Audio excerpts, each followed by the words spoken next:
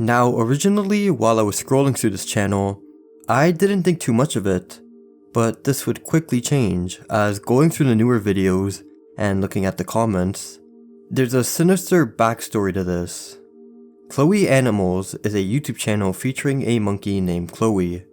While some of the videos from the past were innocent and just showcasing a cute monkey, it's the recent ones that have caused controversy.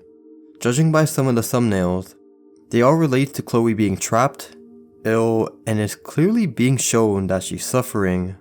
This specific video that was posted just last week titled "Baby Monkey Found Dead, Mother's Broken Arm" was the first encounter of concern. Not only is the name of the video strange, but looking through the comments, the audience is worried for Chloe. The top comment for the video states, "Stop watching and unsubscribe until he tells us what has happened to Chloe." This is strange. Why would they comment that? Isn't Chloe the one being shown?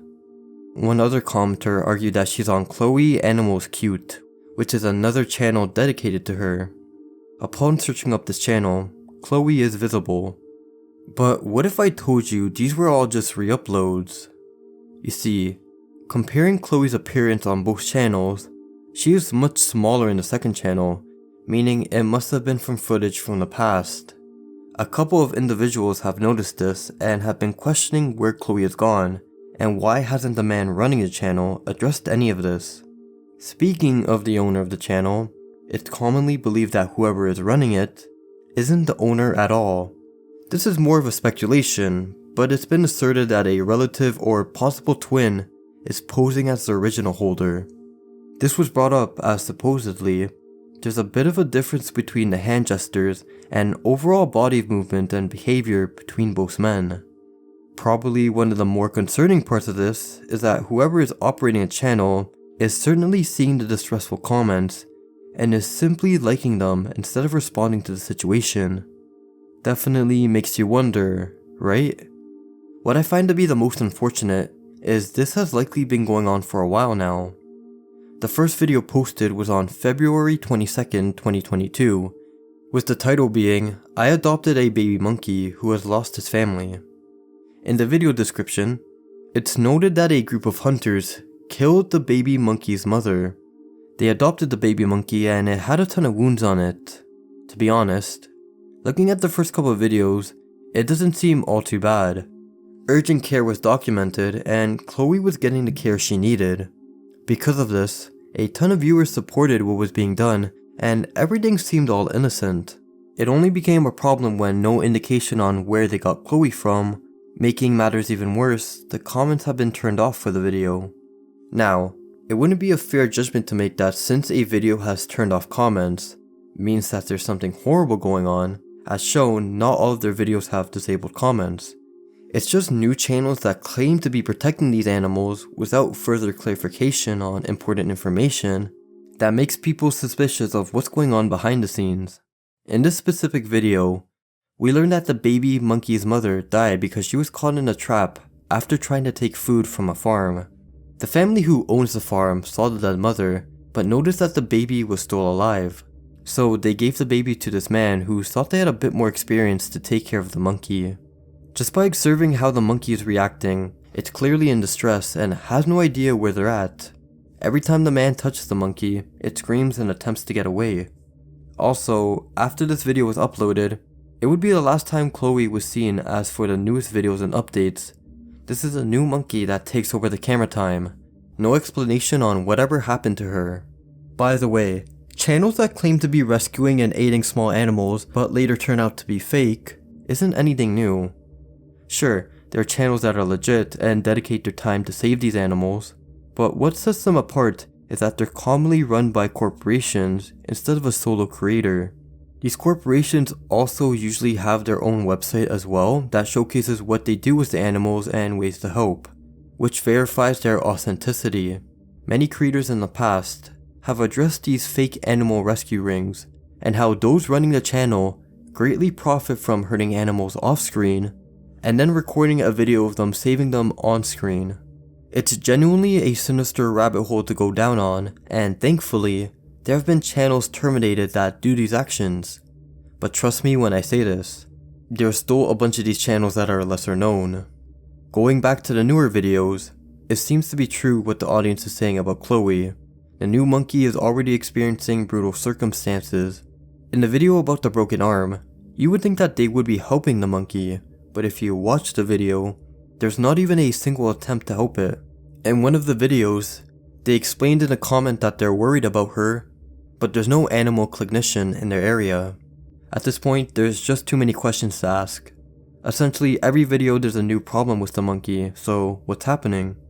Is the money they're asking for in every video going to benefit the monkeys in the video? Or is this another example of a fake animal rescue ring that's using the attention for their own gain? You guys be the judge.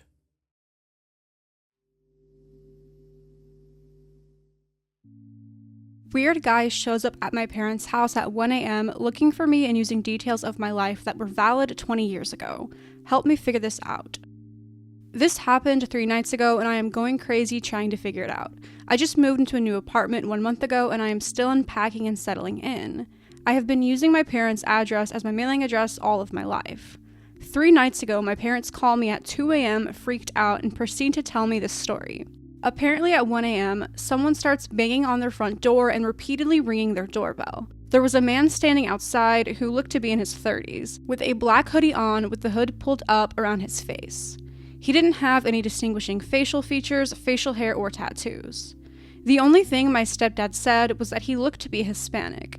Neither my stepdad or my mother, who was watching the whole thing out a window, recognized the man. The man says, "I'm so sorry to bother you, but I'm looking for my full name." My stepdad plays dumb and says, "Who?" The man proceeds to state my full name again and says that my boyfriend is worried because I didn't come home that night. He claims to be a friend of my boyfriend and tells my stepdad that they are both looking out for me, worried because I didn't show up at home. I don't have a boyfriend. I live by myself with my 3 dogs and haven't been in a relationship in the past 5 to 6 months. Here's the weird part. My stepdad asked the guy what boyfriend he was talking about, and the man tells him the name of the boyfriend I had when I was in 10th grade, nearly 20 years ago. My boyfriend in 10th grade has a very, very unique Italian name. I've never met anyone with a full name even close to his. He says my high school boyfriend's name a few more times to ensure my stepdad heard him, and he repeats that they are very worried about me. Is my stepdad sure I'm not inside?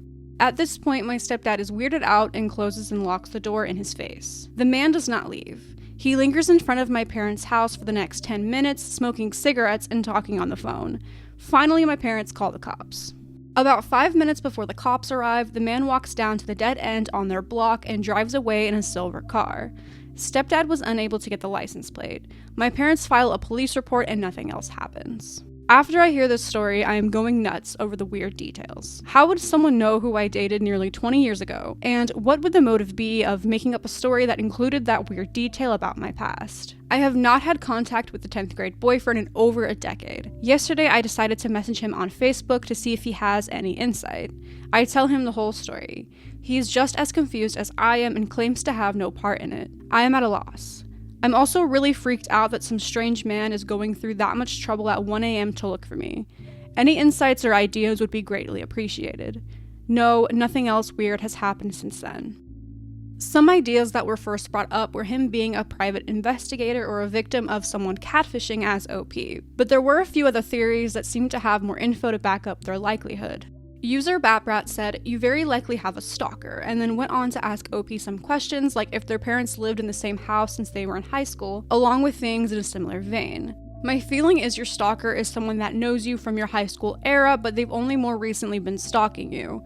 I'm thinking they went that whole whatever happened to route and went looking for you, or they ran into you somewhere and became curious. This may have been anyone. A friend, ex, parent, teacher, or even a mean girl type enemy. Don't try to make sense of why stalkers do the crazy shit they do or how they manage to get other people to help them.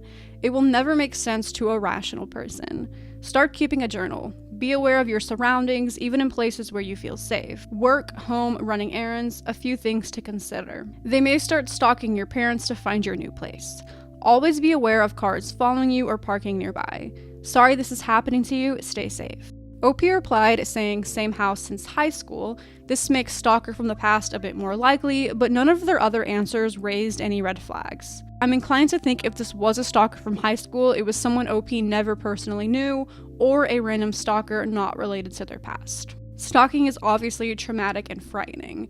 Another disconcerting theory was this may have been an attempted robbery. Open Violinist 2605 said, "My parents also still live in the same house I grew up in. Everyone I went to school with would know the address. It's a nice house and one would assume that there's nice things in it. When I was a teen, I briefly got mixed up with the wrong crowd, who at the time wasn't too bad, but nowadays most of them are addicts and complete lowlifes who've done time in jail. If my parents told me this story, I would immediately assume that someone I knew in high school who's now an addict was casing houses in the neighborhood, or even purposely targeting my parents' house because they already know the layout, and rang the bell to see if anyone was home. And when they answered, they had to make up a lie, so they went with that, because knowing those details might give them plausible deniability to what their real intention was, robbing the house, and they can just claim they were confused if caught." Opie is a recovered addict, so this would make a lot of sense. This user asked, "Sorry for the personal question, but anyone you could suspect having weird behaviors that you met throughout your years of addiction?" OP said yes, but stated, "There's no reason at all that anyone I've met over the years would have to do something like this. I can keep thinking and leafing through my mental inventory, but I really don't think anything is going to click." Next was questioning this ex-boyfriend. Queso Bagel Symphony asked if it could be the ex himself, but OP responded with saying he's a bunch of tattoos and piercings, so the father would have easily recognized him. This user said the outdated information makes them think it was gotten online, because a lot of the free info sites are old or wrong. That someone that actually knows you would more likely come by in the daytime, and how it sounds like someone is trying to locate OP, similar to a bail bondsman or a process server. OP replied, "Would a collection agency send someone at 1 a.m. to try to get money towards the personal loan that I am behind making payments on? It was a relatively small loan, too. It's not like I owe hundreds of thousands of dollars or something." User Tobler's Law suggested double-checking the loan status, because they had once owed money on something they inherited, and at a certain point a debt collector came to their parents' house at 2 a.m. claiming he was their uncle worried about them. So that could be the answer to all of this. That ecologist was skeptical though. Why would debt collectors disguise themselves like that and come to people's doors at 1 a.m. saying creepy shit? Lol OP, don't listen to people saying that this is a freaking debt collector. This user had probably one of the most logical takes, saying, "It doesn't have to be nefarious. It could be someone who went to high school with you and is mentally unwell. An elementary school friend of my brother's who had lived in the neighborhood showed up at my parents' house 30 years after he had moved from the area and wanted to see him. He was talking like no time had passed. My parents told him my brother wasn't there and he left. Turns out he was mentally unstable and had been in and out of institutions but had never been violent. Poor lost soul, we never saw him again." But I don't think it ended up being anyone from OP's high school. They were going to show their dad old yearbooks to see if he recognized the 1 a.m. doorman in any of them, but their latest update didn't include any info of the such. They added, "Unfortunately, there isn't much to report. I called the loan company, they claimed to have nothing to do with it. All of my friends and family also noted that the 1 a.m. factor kind of rules that out anyway. Nothing else strange has happened at my parents. I went there for the first time last night and kept a close eye out for anything, didn't observe anything out of the norm. So this remains a mystery. I'll be sure to update if something else happens." There was never another update, and it still remains a mystery.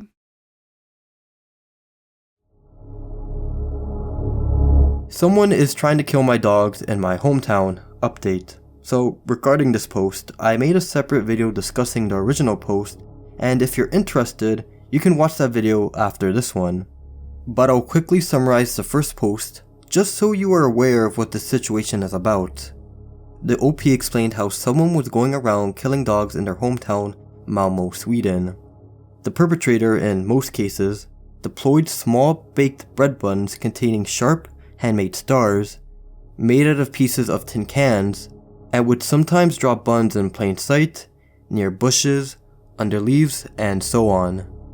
This has been going on since December 2020, and there have been over 150 known attempts to hurt and kill dogs. Because of this horrible event, they then created a website showcasing the exact locations where the dogs were either hurt or killed, had daily news, articles from the press, a calendar that showcases what days attacks happened on, and a report option to report cases. At the time of writing that post, there were a couple of speculations and theories regarding who could have done it. One of the more respected theories is that the suspect works at a pizza place near one of the parks that had the most actions committed. With this information, they could possibly take expired or leftover dough home after their shift and bake the metal in dough balls as shown. This means that the metal bits are from the cans, the pizza sauce, or other ingredients. Adding on to this, the OP has found the specific bread, pieces of metal, and tin cans that were involved to hurt the dogs.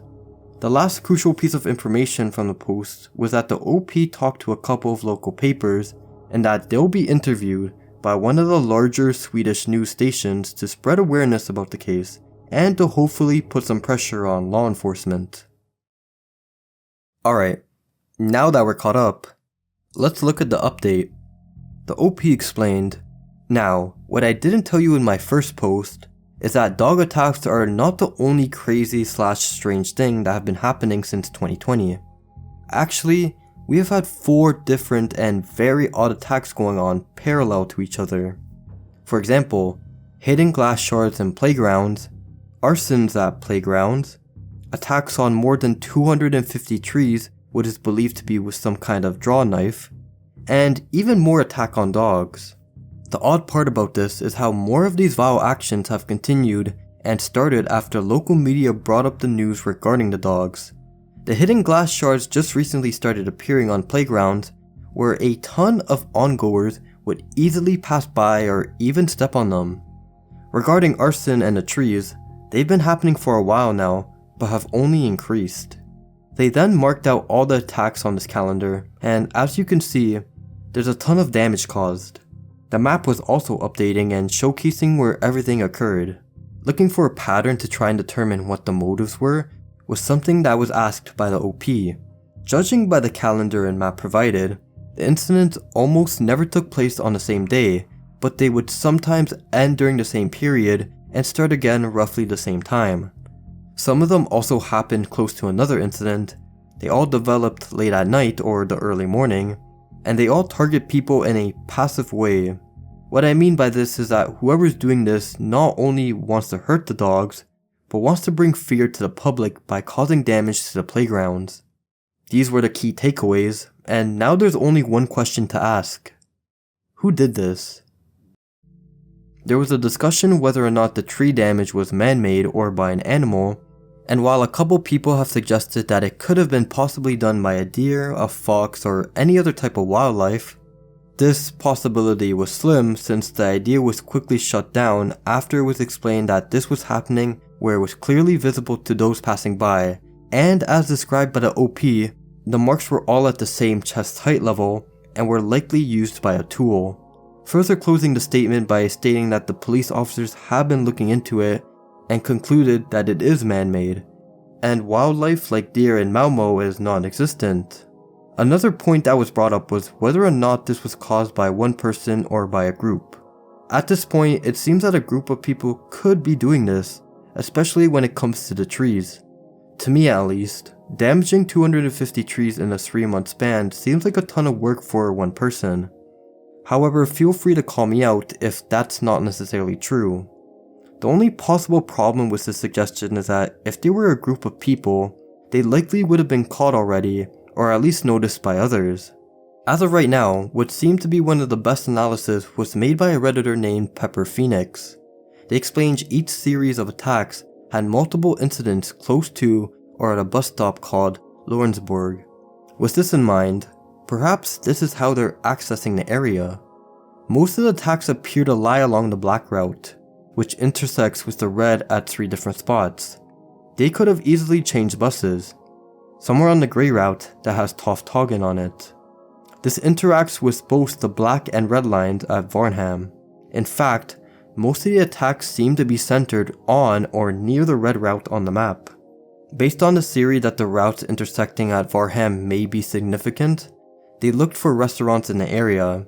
The next stop down, Elstorp, had a pizzeria almost next door. Adding on, the main buses appear to start running at about 5:30 AM, which means that the 24-hour buses that are outside of the grey area are likely suspects. Determining the bus route was crucial since that would mean that their location could be tracked down if someone planned on following that person or a group of people. But once again, OP came forward and said that the only problem with Pepper Phoenix's analysis is that there's a gap where no buses are running, which is during 1 to 4:30 AM. But then again, 4:30 is still early and people are asleep during this time. The only other option is a bus driver who usually drives at night could remember a weird passenger traveling often on the early bus, but you would still need to identify who that driver is.